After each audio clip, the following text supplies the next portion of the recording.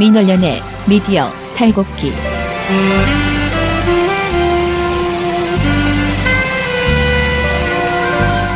네, 민원련의 미디어 탈곡기 55화 시작하겠습니다.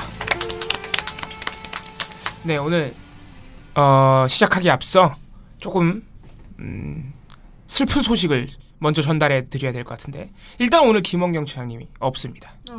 네. 이건 뭐 슬픈 얘기라기보다는 네.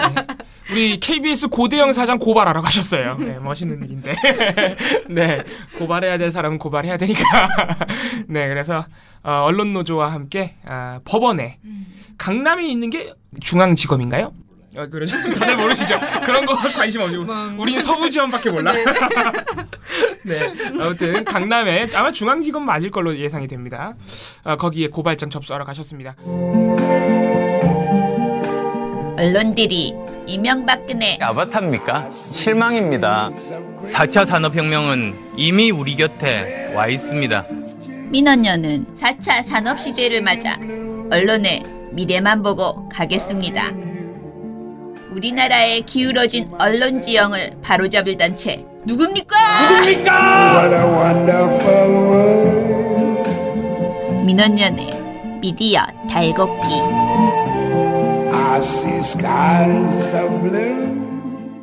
자, 저희가 오늘 방송하기 앞서 어제 또 굉장히 놀라운 충격적이면서 놀랍고도 정말 세상은 요지경. 네. 하지만 마음 한구석으로는 아마 그럴 네. 것이다 생각했던. 네.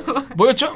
배난 활동가께서 좀 소개를 해주시죠. 국민의당 관련 소식인 것으로. 네. 네. 그 문준용 씨 관련해서 그 선거 거의 직전에 제기됐던 그 5월 5일이었나요? 네, 그렇습니다. 예. 네, 그 무렵에 제기됐던 의혹 혹시 기억하시나요? 그 문준용 씨의 친구라면서 함께 뭐 학교에서 같이 생활을 했던 기숙사 생활을 했던 친구라면서 음성 파일을 제공했던. 근데 카톡도 있었어요? 네, 카톡. 예. 근데 거기에 보면은 취업 특혜를 받았다는 식의 네, 어떤. 그렇게 말을 했다 문준용 씨가. 네, 아버지 후광으로. 나는 그렇게 들었다는 식의 네. 어떤 증언을 한 내용을 국민의당이 입수를 해서 네. 그거를 딱 공개를 한 거죠. 네. 공식적으로 공개를 하면서 온갖 곳에 얘기를 하면서 거기에 대해서 100% 신빙성이 있는 자료다. 우리가 이거는 정말 100%란 말을 굉장히 여러 번 해요. 네. 100% 확신할 수 있는 자료다. 이렇게 얘기를 하면서 온갖 곳에 인터뷰를 하는데 요거를 이제 언론들이 열심히 받았었단 말이에요. 네. 뭐 MBC를 비롯해서. 근데 어제 국민의당이 충격적인 국민의당이 고백을 네, 기자회견을 열고 사실 그 자료는 일부 어떤 당원의 실명도 어떤, 공개가 됐습니다. 네, 지금. 네. 이유미 씨인가요? 네. 네, 이유미 씨의 어떤 판단에 따라 조작된 자료인 네. 것으로 당 차원에서 확인이 네. 됐다. 네. 그래서 우리 이거 상황이 심각하기 때문에 여기에 대해서 사과를 드리고 그분은 이제 어떤 검찰 조사를 받을 네. 수 있도록 했다라고 이제 말씀을 하신 거죠. 네. 공식적으로. 자, 지금 어제 이거를 기자회견을 했는데 어떤 시점인지는 다들 아실 겁니다. 조금 있으면 검찰 조사가 네. 시작될 판이었거든요. 네. 그러니까 갑자기 당원 한 명이 주도적으로 한 것이다. 그리고 지금 그 당원께서는 아니다. 지시가 있었다. 당에. 그렇죠. 이렇게 지금 맞서고 있는 상황입니다. 판단은 여러분께 맡기겠습니다. 아직 뭐 확실히 밝혀진 건 없으니까. 근데 이거는 검찰 조사하면은 100% 나오지 않을까 싶어요. 왜냐면은 이게 그분이 지금 네, 억울함을 상당히 호소하며. 네. 왜냐면은 검찰은 어쨌든 간에 국민의당 당 차원에서 한 것으로 민주당이 고발을 해서 그거를 조사하는 거기 때문에 이유미 씨를 조사하게 되겠지만은 이게 검찰 조사는 분명히 당 차원으로 이루어질 수밖에 없습니다. 그래서 그 기자한테 문자도 보냈더라고요. 누가요? 그 이유미 씨가. 당원께서. 네, 그분이 억울하다? 네, 이건 내가 시켜서 한 일이다. 네, 지난 대선을 나흘 앞두고 국민의당이 문재인 대통령의 아들 준용 씨의 취업 특혜 의혹과 관련한 제보 자료를 공개했었는데 당시 제보된 카톡 캡처 화면 그리고 녹음 파일이 조작됐던 것으로 밝혀졌는데요. 검찰이 어젯밤에 의혹을 조작해서 제보한 국민의당 당원 이유미 씨를 긴급 체포했습니다. 네, 이 씨는 당에서 지시를 해놓고 꼬리 자르기를 한다고 주장하는 것으로 알려졌는데 준용 씨 지인의 녹취 파일을 이 씨가 조작했다고 시인한 겁니다. 이 씨는 검찰 조사에서 이준석 국민의당 전 최고위원이 조작 사실을 알았다고 주장한 것으로 전해졌는데 그때 MBC에서 보도를 많이 했다고. 네, MBC가 그때 5월 5일 날 국민의당이 그 녹취록이랑 카톡 메시지 캡처를 엄청난 증거, 이거는 진짜 빼박이다 이러면서 이제 들고 나왔었는데, 그때 이제 5월 5일날 기자회견을 해서 5월 5일날은 아마 웬만한 매체들이 다 보도했을 거예요. 왜냐면 이미 그 전부터 그 관련 의혹이 있었지만은 뭐 이렇게 막 거의 뭐 이거는 뭐라 그럴까요? 예, 완전한 물증이니까. 증인이 나와. 네. 그러니까 이제 다들 아마 모든 매체들이 보도를 했을 것인데, MBC가 5월 5일부터 5월 한 8일까지 4일 내내, 그러니까 5월 5일 기자회견하고 국민의당이 6, 7, 8일은 별짓 안 했는데, 그러니까 새로운 사실관계가 나온 게 없는데 계속 보도를 하는 거죠.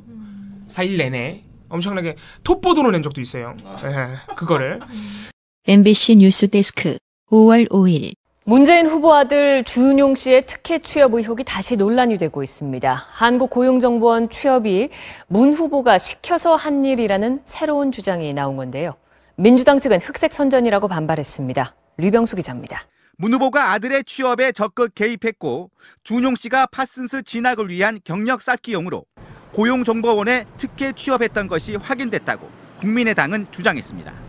MBC 뉴스데스크 5월 6일. 더불어민주당 문재인 후보 아들 준용 씨의 특혜 취업 의혹을 둘러싼 공방이 선거 막판까지 이어지고 있습니다.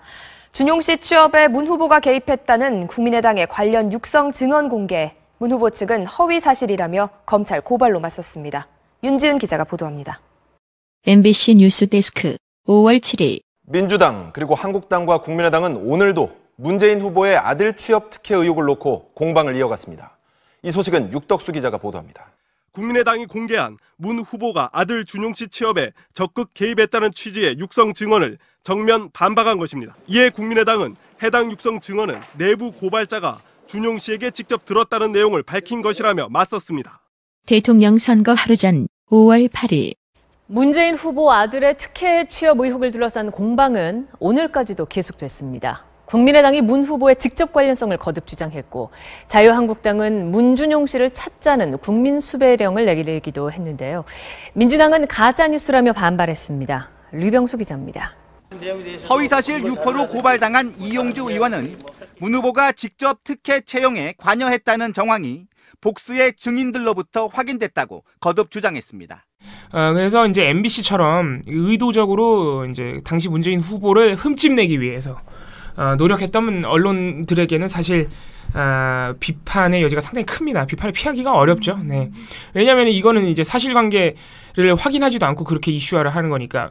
그때 당시에 기억하시는 분들 아마 많으실 텐데, 그 녹취록이 나온 직후에, 바로 직후에, 야, 내가 진짜 문준용 친구인데 그런 그죠. 분들이 엄청 많이 나왔어요. 증언이 나왔죠. 심지어 어떤 분은 실명을 공개하면서 자기 페이스북에 실명 공개하면서 국민의당 나 고소해라. 나는 실명 다 까겠다. 그 사람 실명 까라. 막 그러면서 엄청나게 강하게 나오셨죠. 근데 그거는 또 보도가 잘 안 됐죠. 네. 그건 또 잘 보도 안 하는 사람이. 그래서 5월 5일날 보도하던 방송사들도 제 기억에 JTBC 이런 데는 이제 그걸 같이 보도하는 거예요. 그 반론들을. 아무튼 그런 언론들이 꼭 MBC만 그런 건 아니고 신문 쪽에도 있을 겁니다. 네. 네, 별거 없어도 계속 보도하는 방송사들이, 언론들이 있어요. 이거 관련해서는 저희가 보고서를 작성하고 나중에 말씀드리겠습니다. 저희가 차차가 아니고 오늘 좀 봐야 될 것 같은데. 오늘 내겠죠? 근데 어제 국민의당의 기자회견 가지고 뭐 이상한 보도를 내긴 좀 어려울 것 같고요. 그잖아요? 신문 같은 경우에는 보도에 좀 차이가 있긴 했습니다. 아니 도대체 국민의당이 미안해 그러면서 한 기자회견을 어떻게 하면 이상하게 보도할 수 있지? 그거는 보고서로 말씀드릴게요. 아 진짜요? 네네네. 와 진짜 마음만 먹으면 무슨 짓이든 하시는 게. 네 언론이 삐뚤어지면은 진짜 우리 최승호 PD 말대로 흉기가 된다는. 네 아무튼 그런 상황입니다. 자 이제 본격적으로 저희가 오늘 준비해온 방송 내용들을 말씀을 드릴게요. 먼저 방송부터 가겠습니다. 방송이 어제 아주 재밌었습니다. 저는 개인적으로 상당히 재밌었는데. 방송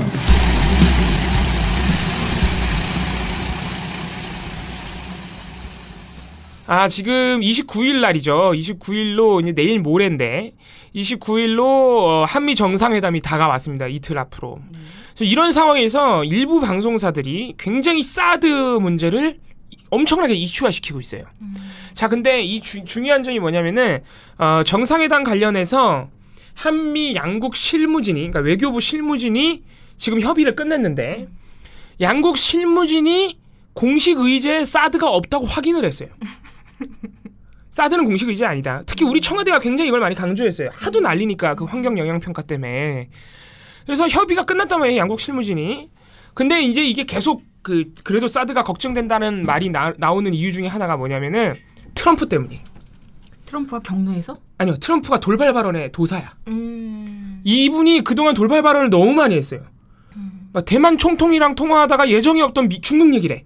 그럼 중국이 뒤집어지고 막 난리가 나는 거예요. 그래서 트럼프 대통령이 그런 사람이라서 이게 조율이 끝났는데도 트럼프가 갑자기 사드를 물어볼 수 있다. 그래서 청와대가 그 준비를 하고 있는 것으로 또 알려졌어요. 그쵸, 워낙 예상할 수 없는 사람이니까. 아무튼 그런 상황인데 공식적으로는 한미 양국 모두 사드는 공식 의제가 아닙니다. 확인이 된 거예요.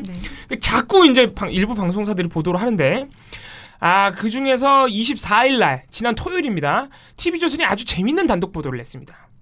무슨 단독 보도냐면은, 보도 제목 자체가 8월 초까지 확정 안 되면 사드 철수라는 제목의 보도입니다. 오잉? 누가 그렇게 자, 이게 무슨 내용이냐면, 네. 8월 초까지 사드 배치를 확정하지 않으면, 그러니까 사드 배치를 확정한다는 거는 한 개 포대, 5대 발사대 포함해서, 그거를 전부 배치하는 것으로 결정하지 않으면 사드를 완전히 빼버리겠다고 최후 통첩했다. 너무 과격 발언인데요? 네. 미국이 그렇게 했다고 지금 보도한 거예요. TV조선이.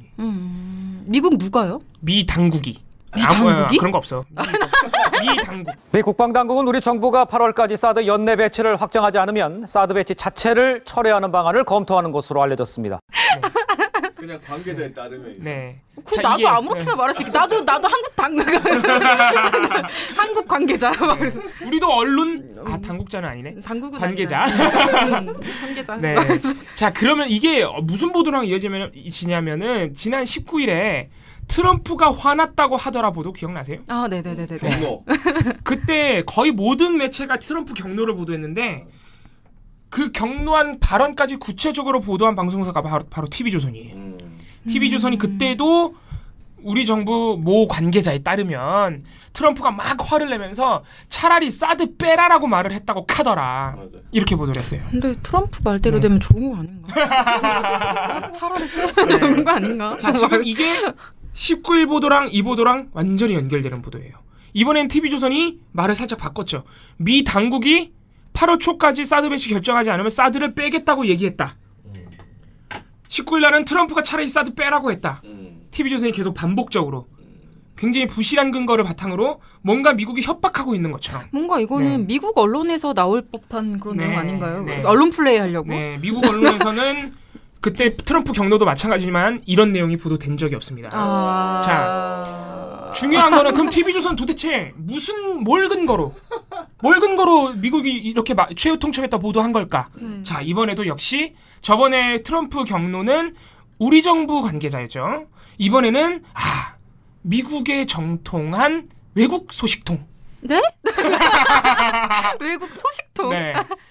미군의 정통한 외교 소식통은 미 국방당국이 한국 정부의 조속한 사드 연내 배치 결정을 기다리고 있다며 이같이 전했습니다. 내가 모르는 어떤 그러니까 정통이라고 쓰면 어떤 단체, 소식통이라고 하면 어느 정도 직급 이런 몰라. 게 있나? 그런 것도 없어. 그냥 미군의 정통한 외교 소식통. 끝. 이게 모든 보도 근거와 출처의 끝이에요. 그 외에 다른 정황이나 심지어는 다른 사람의 증언도 없어. 뭐지? 네. 그러니까 예를 들어서 특히 우리 이제 정부발 기사 쓸 때요. 정부발 기사나 청와대발 기사, 청와대 내부 사정 이런 거 보도할 때 이렇게 익명의 취재원을 거론하는 경우가 종종 있어요. 우리나라는 너무 많아요, 사실. 우리 저번에 대선 때 우리가 양적 보고서를 많이 냈는데 연합뉴스, 뉴시스 이런 통신사들 가릴 것 없이 익명 보도의 비율이 상당히 높아요. 50%가 무조건 넘어가요. 높을 때는 막 80%까지 올라간단 말이죠. 이게 상당히 잘못된 보도 행태인데, 근데 이런 보도를 아예 안 할 수는 없어요. 왜냐하면 정부 고위 관계자나 청와대 고위 관계자는 익명을 부탁하는 경우가 많기 때문에. 또 어떤 경우에는 취재원 보호가 정말로 필요한 경우들이 있죠. 그렇죠. 특히 민감한 정말 살인 사건이나 아니면은 어떤 권력의 치부를 드러내는 폭로성 보도나. 그렇죠. 자, 근데 이건 완전히 다른 얘기죠. 그죠. 그런 거랑 상관없잖아. 이거는 심지어 권력의 치부를 폭로하는 것도 아니고. 아니면 굉장히 민감한 무슨 살인사건에 연관된 것도 아니고 그런 제보도 아니고 뭐 청와대 고위 관계자가 청와대 내부 뭐 인사 뭐 하마평 이런 거를 전달하는 내용도 아니고. 그러게요. 네, 이거는 심지어 우리 외교 한미 관계에서 굉장히 민감한 사안이죠. 지금 사드 배치 문제는. 특히 뭐 미국이 사드를 빼라 했다, 마라 했다 이런 내용은 정확한 사실관계 확인되지 않으면 보도를 안 하는 게 맞는 거죠. 왜냐하면 이런 보도 때문에 정말로 외교가 흐트러져 버릴 수 있으니까. 그죠. 네, 정상회담이 진짜 개판이 될 수도 있어요. 이런 보도 때문에. 그런데 지금 이런 민감한 사안을 미군의 정통한 외교 소식통, 도대체 나는 이런 걸 TV조선이 이런 거 되게 자주 써요. 어디에 정통한. 그러니까 정통하다는 거는 실질적으로 관계자가 아니라는 의미 아닌가요? 그냥 그거를 좀 내가 봤을 때 좀 약간 마니아틱하게 잘 알고 있는 사람. 그러니까 뭐 그런 거 아니야? 이게 되게 중요한 건데 만약에 TV조선이 미군 내부자를 그 취재해서 이런 정보를 얻었다면요, 최소한 익명 처리라도 미군 내부 관계자라고 했겠죠. 그렇죠. 그것도 아닌 거예요. 정통하다는 지금. 표현이 네. 참 되게 교묘하네요. 심지어는 저번에는 그래도 트럼프 경로 때는 정부 관계자니까 좀 나았던 편이에요. 이번에 외교 소식통이 그럼 누군지 아예 알 수가 없는 거야. 그러네요. 네. 이건 거의 그냥 카더라예요. 야, 난 이렇게 들었어. 야, 누가 그러다 카더라. 이거예요, 진짜. 막말로 이 기사를 쓴 사람이 뭐 외교부 출입 기자인지는 모르겠는데 외교부 출입 기자도 여기 군 내부 사정에 정통한 관계자라고 할 수 있는 거 아니야? 그러니까 본인 내피셜일 수도 있어. 내 의견이 그래라고 해도 그렇게 쓸 수 있는 거 아니야? 본인 내피셜. 정말 이런 보도 자료 제일 먼저 받으니까. 정말 심각한데 이게 더 심각한 이유를 하나 말씀드릴게요. 24일 날 무슨 일이 있었냐면은 아사히 신문이라고 일본 언론인데 네. 일본 언론이 이런 보도를 냈습니다. 토마스 셰넌이라고 미 국무부 정무차관이에요. 이분이 지난 14일에 우리 정부랑 얘기를 했는데 이때 지난 14일 날 우리 정부랑 얘기를 하면서 현재 가동 중인 사드 발사대 2기 외에 나머지 4기도 올해 내에 가동시켜야 한다고 우리 정부의 입장을 전달했고 한국 정부는 이에 확답을 주지 않았다. 아사히 신문이 이렇게 보도를 했어요. 그러니까 미 정무부 차관이 우리 정부한테 사드를 올해 내에 전부 그 한 개 포대를 전부 가동해라라고 공식적으로 입장을 표명했다 이렇게 보도를 한 거죠. 그 정도면은 아사히 신문. 자, 그래서 이거를 우리 정부가 청와대가 이례적으로 이 보도가 나오자마자 24일 날 바로 오보라고 비판을 했어요. 청와대는 토머스 셰넌 미 국무차관이 이달 중순 우리 당국 책임자들을 만나 사드의 연내 배치를 요구했다는 일본 아사히 신문 보도는 사실이 아니라고 밝혔습니다. 청와대 윤영찬 국민소통수석은 짧은 입장문을 통해 이같이 설명하고 이렇게 외신한테 직접적으로 막 비판하는 게 사실은 그렇게 일반적인 일은 아닙니다. 근데 왜 이렇게 세게 나왔냐면은 아사히 신문이 지난 15일에도 맥케인 미 공화당 상원 의원이 원래 방한하기로 돼 있었는데 우리 정부가 되게 홀대했다 이거야. 대통령이랑 만남도 주선 안 해주고 되게 그 방한 기간도 축소시키고 그래서 맥케인 의원이 되게 화가 나서 아예 방한 일정을 취소했다 이렇게 보도했어요. 근데 맥케인 의원이 아닌데 그랬어요. 뭐야? 그러니까 그거는 우리 정부가 뭐라 하기도 전에 맥케인 의원이 확인해주면서 오보로 판명된 거예요. 그런데 또 이런 보도를 낸 거예요. 우리 정부가 확인하지도 않고. 왜 그러지? 네. 그래서 지금 어떤 얘기가 우리 정부는 일단 오보다. 미국 맥케인 상원의원 홀대 기사에 이어 셰넌 차관의 사실과 다른 오보를 잇따라 게재했다면서 해당 언론사에 유감을 표명했습니다. 상당히 지난번에도 그렇고 맥케인 보도도 그렇고 상당히 유감스럽다 그러고 이제 브리핑을 끝냈지만 그래서 지금 어떤 지적이 나오냐면은 그 아베 신조 정부 일본 정부의 지침이 뭐냐면요. 일관적인 지침인데 외교 정책에 있어서 미국을 이용해서 한국을 압박한다예요. 그리고 오바마 정부 내내 하도 우리 정부가 똥볼 차느라고 미국이 일본이랑 훨씬 더 가까워진 거 아시죠? 네. 그 와중에 우리는 정말로 이용을 당해서 일본이랑 그 정보 공유하는 협정 체결한 것도 아시죠? 네. 거의 정보 다 공짜로 넘겨주는. 아무튼 그런 상황에서. 그래서 일본 정부가 이거는 이제 이것도 일종의 카더랍니다. 이런 예상이 나오는 거예요. 일본 정부나 미국 정부가 계속 일본 언론에 이런 카더라를 흘리는 거예요. 언론 플레이를 하는 거지. 일본을 이용해서. 일본 언론이 우리 정부한테 계속 이렇게 사드 연내 배치를 압박하기 위한 언론 플레이를 하는 거다. 이런 지적이 나오고 있는 거예요.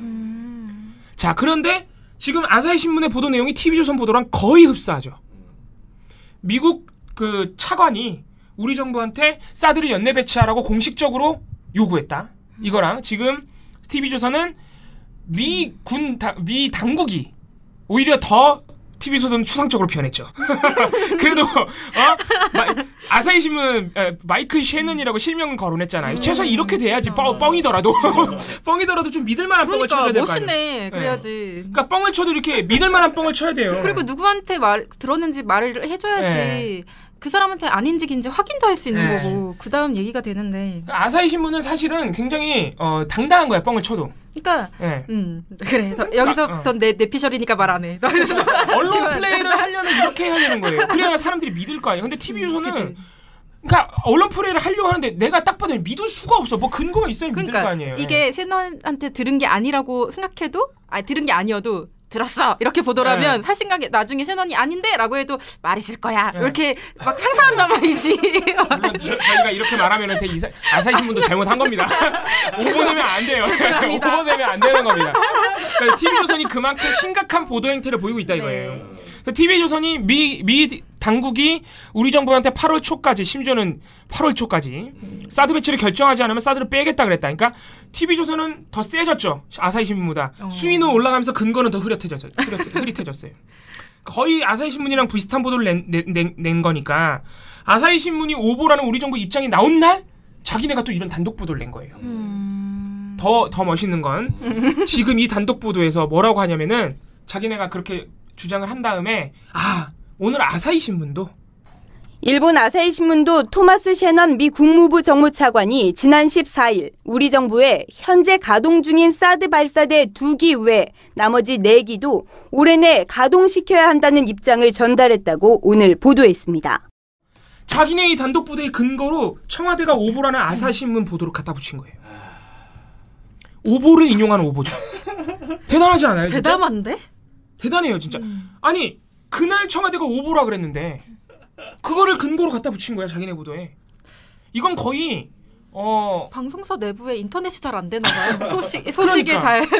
이건 거의 눈 가리고 아웅도 아니고 뭐 대놓고 사기친다 이런 느낌?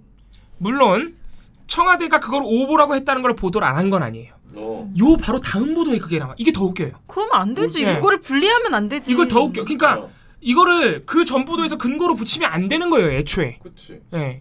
왜냐면 청와대가 오보라고 했으니까 그걸 먼저 보도해야지. 더 웃긴 게 청와대가 오보라고 했다는 그 소식을 전하는 보도를 할 때 굉장히 뭐라 그럴까 뻔뻔해요. 뻔뻔해. 뭐라고 하냐면은 그 전 보도에서 분명히 우리가 이런 지금 취재를 했는데 아사히 신문도 이렇게 보도했다 해놓고 바로 다음 보도를 시작하는데 진짜 앵커가 정말 얼굴색 하나 안 변하고. 자, 이런 상황에 셰넌 미 국무부 차관 사드 연내 배치 요구를 했다는 일본 아사히 신문의 보도가 나왔습니다. 이 청와대는 곧바로 사실과 다른 오보라고 했습니다. 마치 딴 얘기하듯이.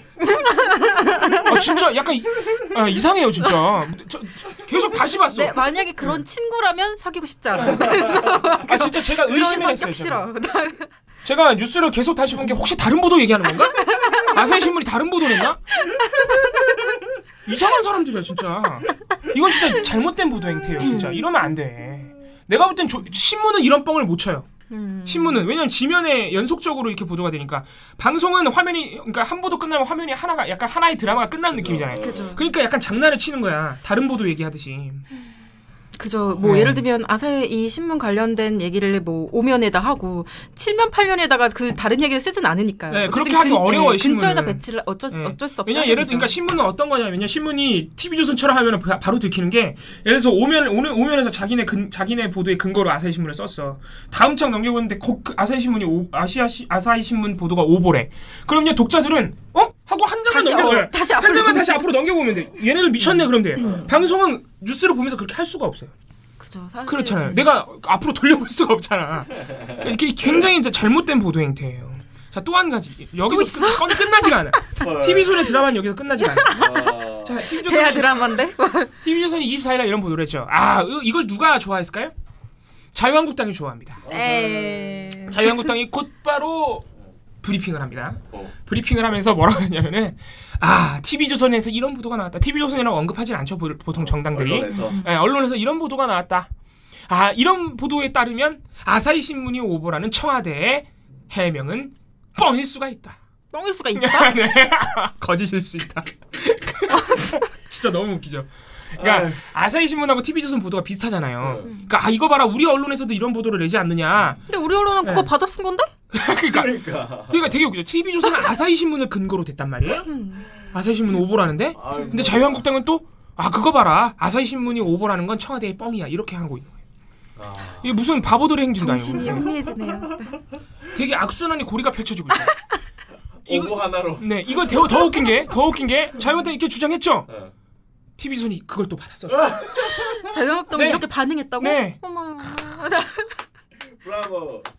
하지만 야권은 문재인 대통령의 전략적 모호성이 한미 동맹의 균열을 키운다고 반발했습니다. 자유한국당 정준길 대변인. 미국은 문정부의 분심을 사드 배치 반대로 해석하고 사드 배치 철회 검토까지 이르게 된 것으로 보입니다. 야 이러다 사기겠다.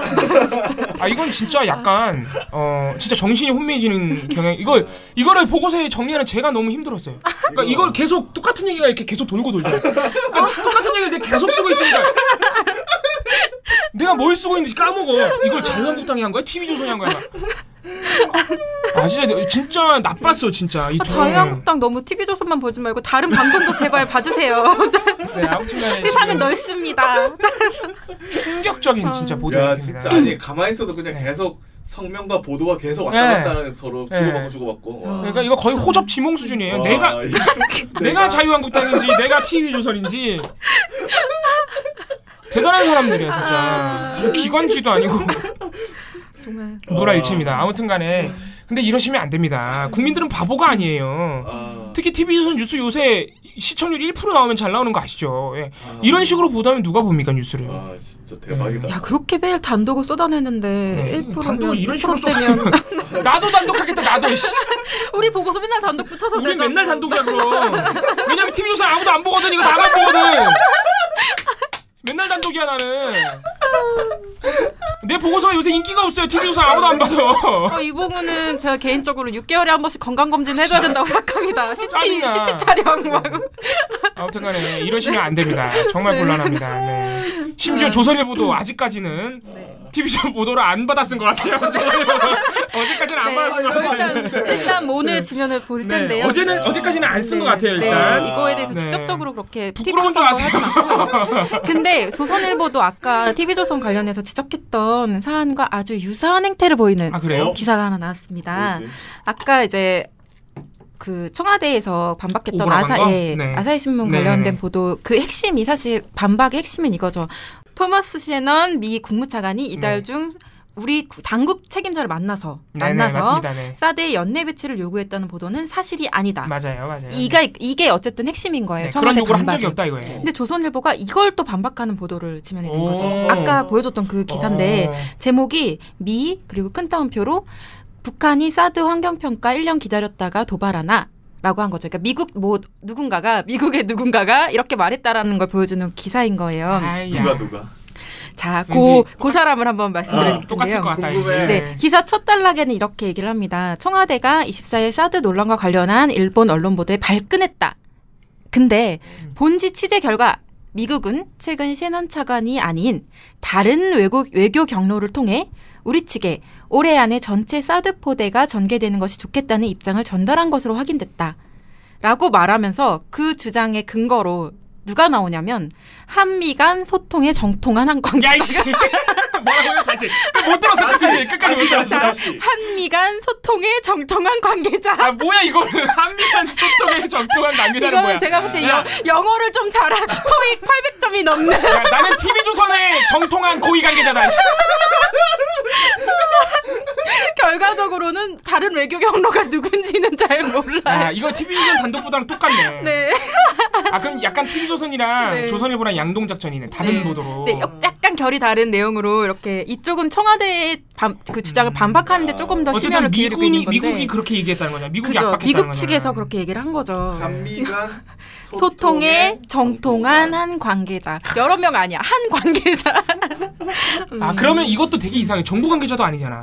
그리고 이것도 그냥 완전히 제3자일 가능성이 커요. 그 제3자는 본인일 가능성도 있는 거예요. 아무리 봐도 전 이 기사를 쓴 기자가 너무 수상쩍은 이상한데? 제가 볼 때는 이거 아마 다른 신문 아무데도 보도 안 했을 거예요. 네, 이 내용이 없더라고요. 공식적으로 확인된 게 아니거든요. 그리고 이 기사에는 이런 내용도 있어요. 트럼프 대통령이 지난 8일 사드 배치 지원 가능성에 대한 보고를 받고 경로했으며 또 얘기해? 그거 아니라며. 그냥 그거 신경 안 써요. 그냥 경로한 게 경로했어. 기정사실이야. 했어. 했으며 얘네들 어쩌고저쩌고 머릿속에선 했어. 이렇게 얘기를 하면서 트럼프 대통령 그 워딩 한국 사드 배치 연기 입장이라는 그 TV 자막이 나오자 내가 왜 이런 걸 뉴스를 보고 알아야 하느냐라며 두 장관을 불러 호통을 친 것으로 전해졌다. 누가 네, 말했는지는 잘 몰라요. 그냥 전해졌어. 네, 전해졌다. 이렇게 나옵니다. 알겠습니다. 네, 비슷한 짓을 사실상 하고 있다. 근데 여러분들 아시겠지만 지금 미국의 외교 라인의 주요 수장들, 예를 들어서 그 백악관의 국가안보보좌관이나 아니면은 뭐 국방부 장관 이런 분들은 공식적인 입장이 뭐냐면은 한국의 현재 진행되는 사드 관련 조사와 환경 영향 평가 등 민주적 절차에 대해서 이해한다, 존중한다. 얼마 전에 21일인가요? 강경화 외교부 장관이 통화했죠? 그분 이름을 까먹었네요. 국무장관, 국방부 장관. 아무튼 그분이랑 통화할 때 그분이 그동안에는 이해한다는데 이번에는 한국의 민주적 절차를 존중한다, 리스펙트한다. 그래서 한 단계 더 그 어떤 동의를 해주는 그런 표현을 쓰셨단 말이죠. 그래서 공식적인 입장은 그거예요. 지금 확인된 공식 입장은. 근데 지금 언론들 보면은 그거는 보도 잘 안 해주죠. 딱 그날만 보도하죠. 계속 미국이 압박하고 있다. 내가 볼 때는 한미 정상회담이 이 언론들 때문에 개판이 날 것 같아요. 아무튼간에 네. 그렇죠. 내일 모레니까 또 지켜봐야 됩니다. 그거 관련 보도가 또 어떻게 나올지, 얼마나 아무 말 대잔치가 나올지 너무나 두렵습니다. 그래서 사실 저희 배나 활동가나 저희 같은 민원인 활동가들의 솔직한 마음은 한미 정상회담 이런 안 했으면 좋겠어요. 아무것도 안 하는 게 제일 좋아. 네. 사실 박근혜 대통령은 참 편한 사람이었어. 네. 잘 안 하거든 원래. 그냥 순방 이런 것만 관광. 순방 나가도 보도가 민감한 보도가 나올 게 없는 게요. K-팝 공연장 가고 그러셨어요. 네, 별로 한 게 없어서. 보도 할 게 없어. 잘. 아무튼 그렇습니다. 네.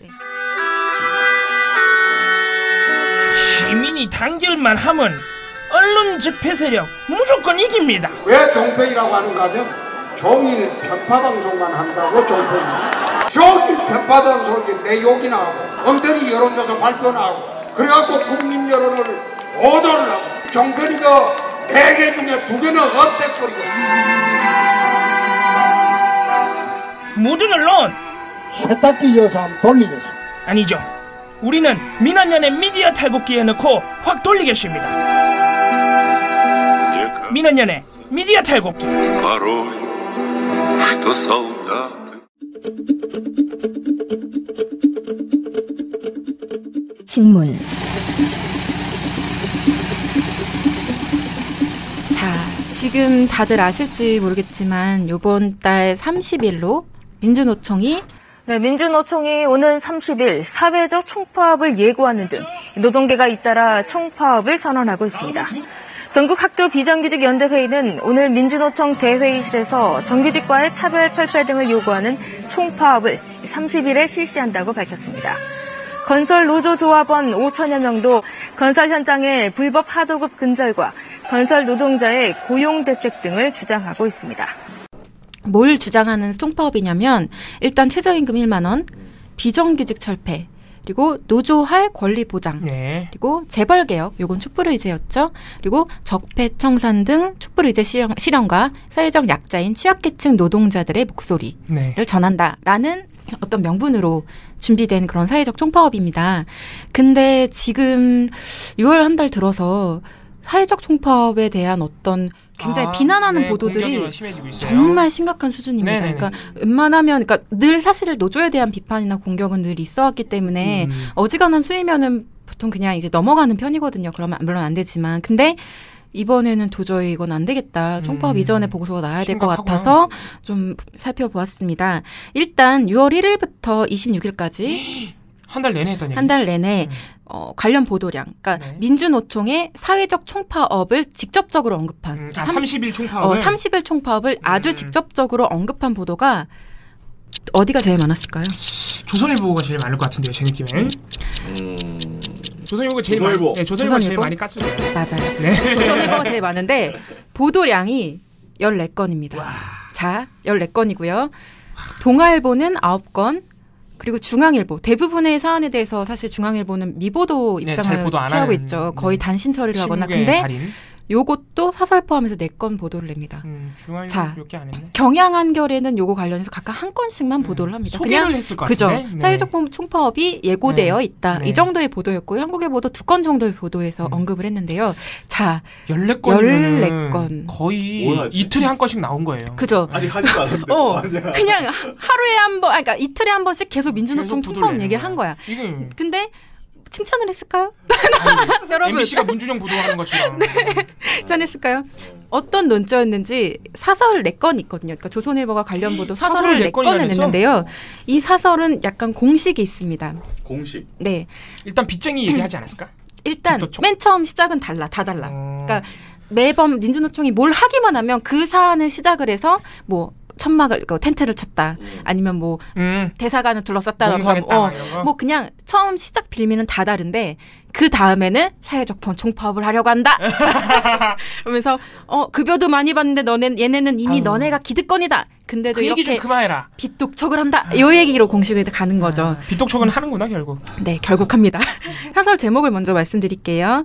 13일 날 나왔던 사설 제목이 권세 부리는 민노총 제세상 만났다는 건가? 권세를 어떻게 부리냐? 맨날 거리에 있는 사람들인데. 야씨, 너무한 거 아니야? 네, 그러면서 민노총에는 급여 수준과 처우가 높은 노조가 주로 가입해 있다. 비정규직 차별을 없애려면 민노총부터 양보해야 한다. 이들은 제세상 만난 듯 권세를 부리고 있다. 이들이야말로 적폐다.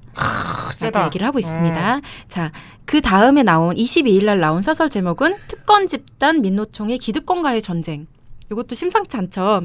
여기도 사회적 총파업 얘기를 쭉 한 다음에 최상층 연봉을 받는 사람들이 누구를 향해 기득권 세력이라는 건지 알 수 없다. 제세상 만난 듯 위세를 부리고 있다. 그리고 비정규직의 어려운 처지는 민노총 같은 특권 노조의 기득권 고집으로 인한 것이다.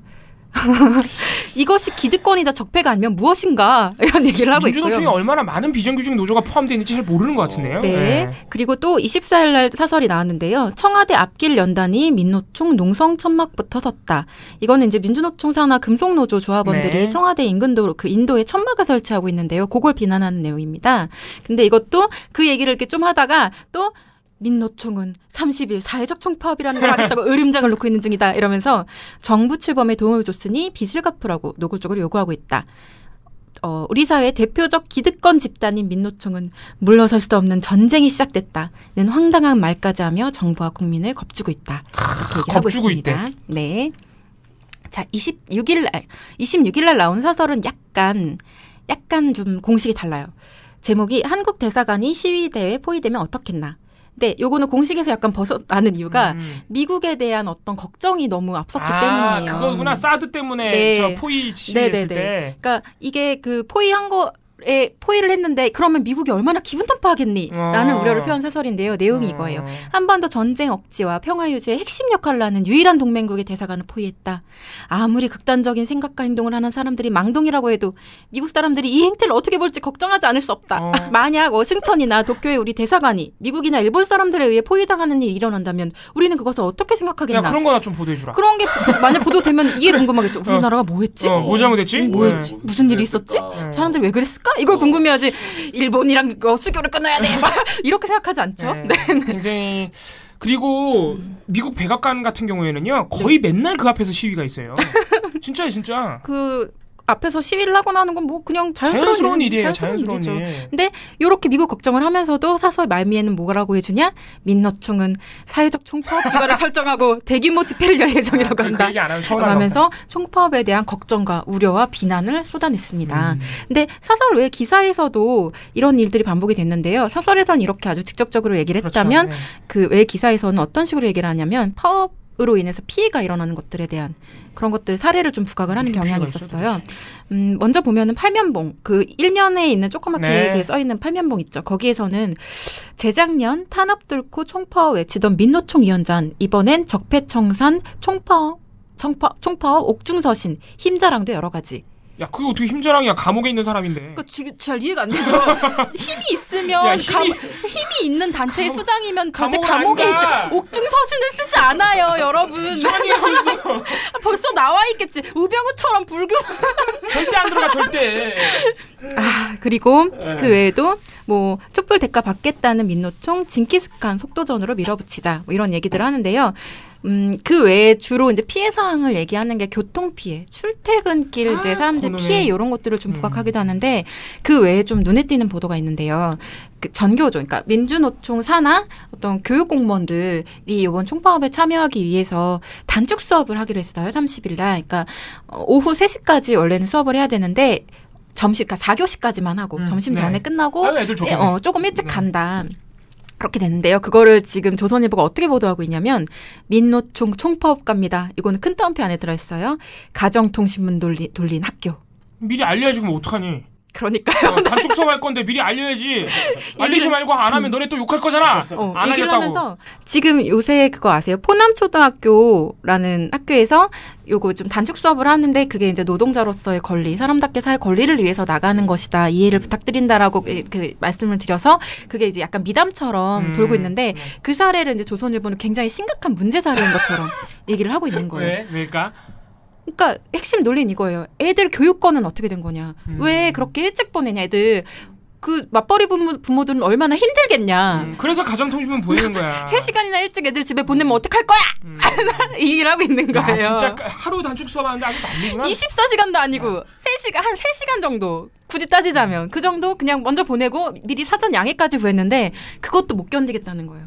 이걸 보고 있으면 거의 제정신인가 싶을 정도로 너무 과민 반응을 하면서 이렇게 쓰고 싫어해. 있고요. 진짜 싫어해.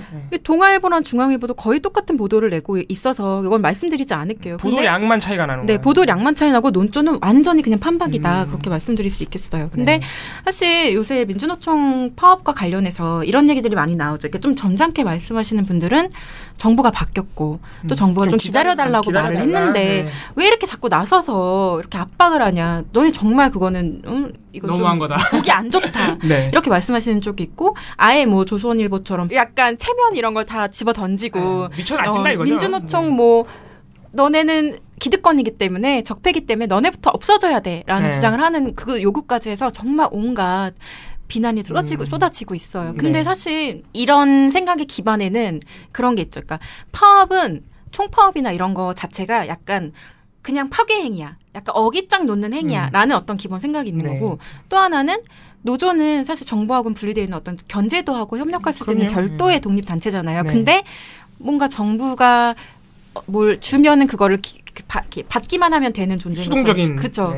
뭔가 종속돼 있는 존재인 것처럼 느끼는 우리 스스로 그렇게 생각하는 어떤 고정관념 같은 것들이 있어서 맞습니다. 네, 그런 영향 때문에 좀 사람들이 그렇게 느끼는 것도 있는 것 같아요. 근데 말씀드릴 수 있는 거는 노조는 지금 이렇게 총파업을 하고 목소리를 내는 것이 일이고 그리고 이거는 뭐 어느 정부에서건 매번 그렇게 해왔던 것이고 그리고 이런 게 있는 거죠. 그러니까 지금 총파업을 하는 게 문재인 정부가 다 잘못했다라고 해서 사람들이 나가는 게 아니에요. 그런 게 아니죠. 정확하게 말하면 아직 해결되지 않았잖아요. 몇 가지 의제들이 나왔고 거기에 대해서 해소되지 않았기 때문에 이거부터 해결해야 한다라고 이거를 공론화시키고 직접 그 당사자들이 나와서 목소리를 내는 것 자체에 어떤 의미가 있는 거예요. 근데 이거를 마치 어떤 어깃장 놓는 것처럼 생각하면서 민주노총을 비난하는 건 좀 민주노총 입장에서 억울할 수 있고 또 우리 사회 전반적으로 봤을 때도 이익이 되는 어떤 지적은 아니다. 이렇게 좀 말씀드리고 싶어요. 네. 제대로 된 민주정부가 돌아섰으니까 오히려 파업의 권리가 더 잘 보장되는 거죠.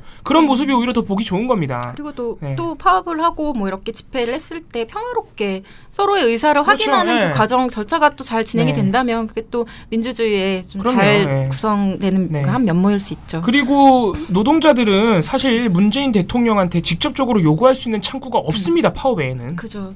집회나 파업 외에는 할 수 있는 방법이 없어요. 목소리를 낼 수 있는 방법이. 뭐 노사정위원회 참가하라 뭐 이렇게 얘기를 하지만 사실 되게 거기에 참석해서 말할 수 있는 건 한정적이잖아요. 대표자만 참석하잖아요. 그죠. 한정적인 것이고 노동계 안에서도 여러 가지 형태의 주장과 요구들이 있을 수 있기 때문에 이런 거는 집회나 파업을 통해서 얘기를 할 수 있는 거죠. 또. 우리나라가 아직은 노조에 대한 약간 터부시하는 그런 시선이 고정관념이 상당히 견고한 사회이기 때문에 앞으로 조금씩 또 정부가 바뀌었으니까 이렇게 좀 조금씩 바뀌어 나가는 거 아닌가 그런 생각도 좀 해봅니다. 그리고 하나만 더 말씀드리면 그 얘기 중에 그러니까 뭐라 그러지 귀족 노조 얘기들이 조금 요거 민주노총 비판하면서 많이 나오는데 나오는데 이게 원래는 조중동의 논리였는데 이게 좀 이제 상당히 퍼졌어요. 지금. 많이 퍼졌어요. 진짜 귀족인 줄 알아. 너는 대기업 노조고 연봉이 1억이 넘는데라는 말들을 하는데 만약에 민주노총이 그렇게 일부 대기업 노조의 이해만을 대변하는 조직이라고 생각이 된다면 너네가 없어져라라고 말할 게 아니라 더 많은 사업장에 더 많은 형태의 노동 조건을 가진 노동자들이 거기 가입을 해서 그들의 목소리도 함께 대변할 수 있는 단체가 될 수 있도록 우리가 요구를 하고 또 지켜봐주면 되는 거라고 생각을 해요. 근데 거기에 대해서 그걸 빌미로 파업도 하지 말고 목소리도 내지 말고 너네 없어져야 되고 적폐고 이렇게 얘기를 하는 거는 좀 우리가 이미 만들어져 있는 민주노총이라는 어떤 사회적 자산이거든요. 이거는 그거를 좀 너무 가볍게 생각하는 거 아닌가라는 생각이 좀 들어요. 심상정 의원께서 그 귀족노조 프레임에 대해서 단 한 방으로 날려버리셨죠. 육체 노동자는 잔업특근하고 일요일도 없이 일하면 도지사보다 더 받으면 안 됩니까? 더 받으면 안 된다는 게 아니고 그만큼 받았으면 스트라이크 하지 말라는 겁니다. 그게 저는 니들이 노동자인데 감히 이런 노동자 천시 그런 인식을 갖고 계신 거 아니에요? 저는 그런 뜻이 아니고. 그래서 일을 많이 하면 당연히 돈을 많이 받는 겁니다. 그렇죠, 뭐. 예, 우리 저 금속노조나 이렇게 조직이 큰 또는 현대자동차 노조 이렇게 조직이 큰 우리 노조들이 일부 고액 연봉자들이 있는 이유는요. 그만큼 잔업을 엄청나게 하기 때문이에요. 그런 것도 있고 또 노조 자체가 협상력을 가지고 있기 때문인 것도 있을 수 있고. 일단 대기업이기도 하고요. 근데 거기다가 잔업까지 하니까 당연히 연봉이 늘어날 수밖에 없죠. 그래서 일을 많이 하면 당연히 돈을 많이 받는 거고 그거에 대해서 따져보지도 않고 무조건 귀족노조니까 파업하지 마. 이거는 논리가 성립하지가 않죠. 그리고 뭐 비정규직과의 연대는 지금처럼 일부 노조가 그렇게 잘라낸 것처럼 그렇게 하는 행태는 분명하게 따로 비난을 당연히 비판 받아야 됩니다. 따로 비난을 해주면 분리해서 비난을 해주시면 되겠다라고 생각합니다. 하지만 민주노총의 다른 사업장에서는 굉장히 비정규직 노조가 많이 생기고 있고요. 그리고 연대 활동도 많이 커지고 있고 민주노총에 꼭 그렇게 조직이 큰 노조들만 포함된 게 아닙니다. 그래서 여러 군데에서 많이들 노력하고 계시니까 좀 더 문재인 정부를 지켜보면서 기다려줘야 되듯이 우리 노조도 똑같은 시선으로 좀 지켜봐 주실 필요가 있습니다.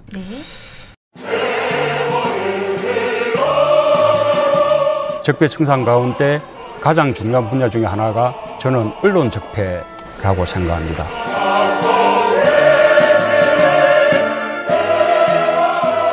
민원연에 대한 압도적 지지가 대한민국의 새 시작을 여는 힘입니다. 시민 여러분들의 힘으로 언론 교체 꼭 해내겠습니다. 정말 잘해보고 싶습니다. 힘을 모아 주십시오. 민원연의 미디어 탈곡기.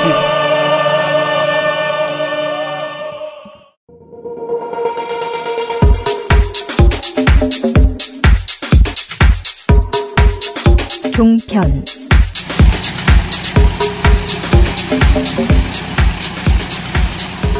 자, 마지막으로 할 거 너무 많아.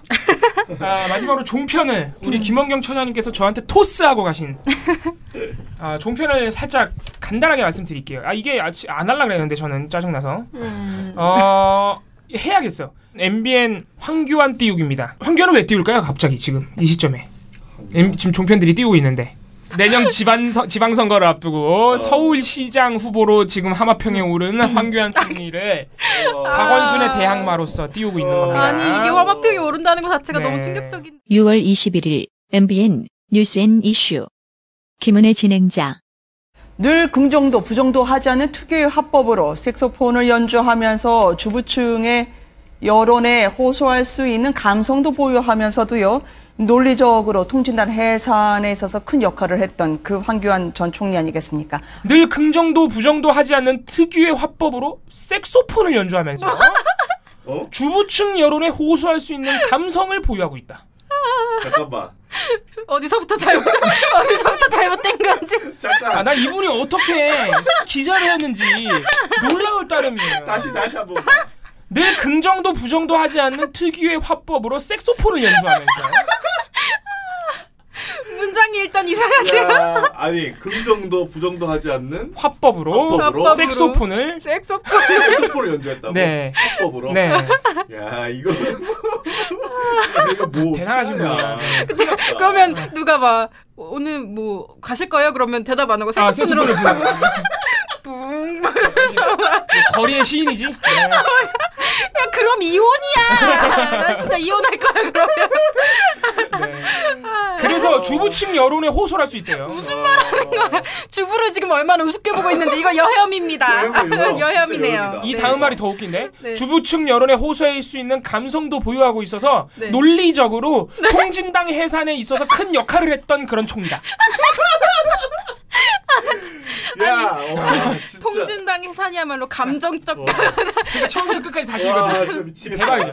처음부터 끝까지 다시 읽어드릴게요. 이게 한 사람이 한날 한시에 한 말이에요. 이게 한 문장이야 진짜. 이거 너무 충격적이다.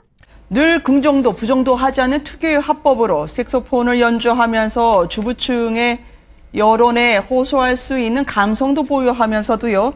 논리적으로 통진당 해산에 있어서 큰 역할을 했던 그 황교안 전 총리 아니겠습니까? 진짜 뭐 느낌이 오긴 하는데 별로 좋은 느낌은 아닙니다. 와, 어떡하냐. 큰일 났다. 어떡해. 이건 여혐 발언으로 걸어줘야 됩니다. 여혐의 자유한국당 정신이 하나도. 네. 아무튼 됐습니다.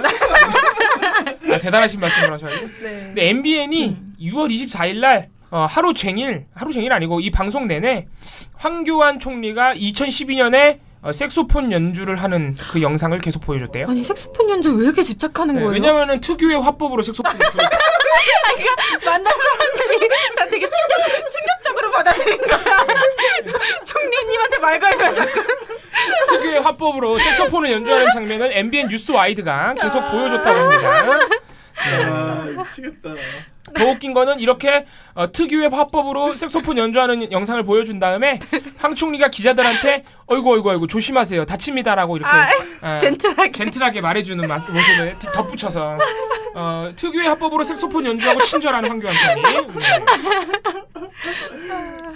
진짜 엉망진창이야 진짜. 어떡하냐. 이 색소폰 연주하는 영상을 보여주면서 이현종 문화일보 논설위원이 저 색소폰은 굉장히 수준급이네요. 그래요? CD로 만들어서 들려주기도 하시고 그랬는데. 진짜 보도할 게 없나 보다. 네. 아무튼 논설위원이? 네, 논설위원이 색소폰 연주를 좋아하나 봐요. 색소폰 평론가도 하나. 네. 네. 미치겠다. 진짜 대박이네요 이 방송이. 혼자 보고 그렇게 감탄하지 말고 좀 말하라. 근데 지금 보니까 서울시장 그 지지율이 박원순 지금 현 서울시장이 26%, 네. 이재명 성남시장이 19%. 많이 따라왔네. 네. 그리고 황교안 전 총리? 네. 전 권한대행. 네네네. 권한대행이 14%나 돼요. 너무 많이 나온다. 진짜 대단하죠. 14%. 네. 어쨌든 충격적이었습니다. 아무튼 오늘 우리가 많은 얘기를 했는데 이 한마디로 끝났네. 특유의 화법으로 색소폰을 연주해서 이렇게 기억이 안 나. 주부층 여론에 호소를 하면서 통진당을 해산시키는. 대단합니다. 무슨 짓을 할 사람이었는지. 나 황교안 총리 한번 만나보고 싶다 진짜. 그러면 진짜 색소폰으로 대답하는지. 색소폰으로 화법으로 색소폰을 연주하면서 통진당을 해산시키는 건 도대체 어떻게 하는 건지. 권한대행한테 기분 어떠셨어요? 그 색소폰을 불면은 통진당이 해산되나 봐요. 마법사야? 피리 부는 아저씨도 아니고. 아무튼간에 진짜 충격적이네요. 재밌긴 하네요. 그동안 종편의 발언들은 대부분 그냥 화가 나는데 요건 재밌네요. 감사해요. 맨날 이런 발언 해주시는 건 그렇게 썩 나쁘진 않습니다. 화가 나진 않네요. 너무 바보 같은 말이라서. 일단 문장 구조에 대한 이해를. 아무튼간에 오늘 그래도 재밌네요. 마지막에 너무 재밌네요. 네. 하루를 살아도 인간답게 살고 싶다. 언론이 보도에 대해 당당해야 합니다. 노동이 당당한 나라. 당당한 언론, 민언론과 함께 거침없는 개혁으로 바꿔서 언론이 정의롭고 평등한 대한민국 꼭 만들겠습니다. 너와 나 삶을 바꾸는 민원련의 미디어 탈곡기. 너와나 철의 노동자. 저희 다시 한번 부탁드리지만 팟캐스트로 이용 부탁드리겠습니다. 많이 다운로드 받아주시고 저희가 순위가 요새 많이 떨어졌어요. 68위 축하 파티 못할 판입니다. 평생. 네. 평생. 네. 저희가 그리고 또 이번 주 내로 아마 민원연 녹음실이 만들어질 예정이죠. 그래서 공사 중이라서. 네. 아마 다음 주부터는 좀 더 좋은 녹음 품질, 좋은 라디오 방송 품질로 찾아뵐 수 있지 않을까. 그리고 그때 되면 또 기념으로 한 번 정도는 라이브 하지 않겠습니까? 네. 오픈 기념, 녹음실 오픈 기념. 제가 한번 쓱 보여드리기도 하고요. 네, 그래서 다음 주에 또 새로운 모습으로 찾아뵙도록 하겠습니다. 네. 아 그리고 팟빵에 그 가입하신 분들도 있어요. 아, 네. 2분이나 가입하셨죠. 눈물. 네. 아 정말 감사드립니다. 네. 정말 감사합니다. 네. 감사합니다. 그리고 우리 사회가 사회주의를 당당하게 말할 수 있는 사회가 됐으면 좋겠다고. 또 어제 방송을 열심히 들으신 거죠. 그러니까. 네. 저도 참 보고 감사합니다. 그 댓글 보고 큰 깨달음을 얻었습니다. 나는 왜 이렇게 자기 검열을 하고 있었는가. 나부터 깨어나자. 그분 댓글의 감동적인 포인트는 그런 사회야말로 우리 애들 교육에 도움이 되는 사회다. 네. 그렇죠. 아무튼 간에 많은 분들의 응원을 받고 저희가 힘을 내고 있습니다. 네. 자, 앞으로도 재밌게 방송하겠습니다. 네, 민원연 미디어 탈곡기는 내일도 열심히 털어드리겠습니다. 탈탈탈. 탈탈탈.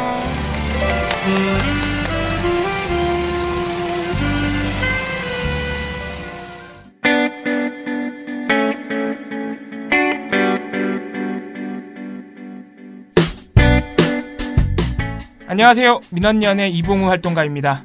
우리나라에서 언론의 문제는 민주주의의 문제입니다. 독재와 부패 기득권을 대변하는 언론들은 아직도 살아있습니다. 민주주의의 문제는 곧 우리 삶의 문제입니다. 사주의 입장을 반영한 권력의 욕심을 투영한 언론, 이들을 감시하려면 전문성과 꾸준함 그리고 투명함이 기초되어야 합니다. 민원연은 1984년부터 시민단체로서 언론을 감시해오고 있습니다. 민주언론 시민연합은 여러분의 소중한 후원으로 투명하게 운영됩니다. 민원연 후원으로 언론을 감시하고 견제하는 활동에 힘을 보태주세요. 민주언론 시민연합은 여러분의 소중한 후원으로 투명하게 운영됩니다. 회원 가입 및 후원 문의 전화번호는 서울 전화 02-392-0181입니다.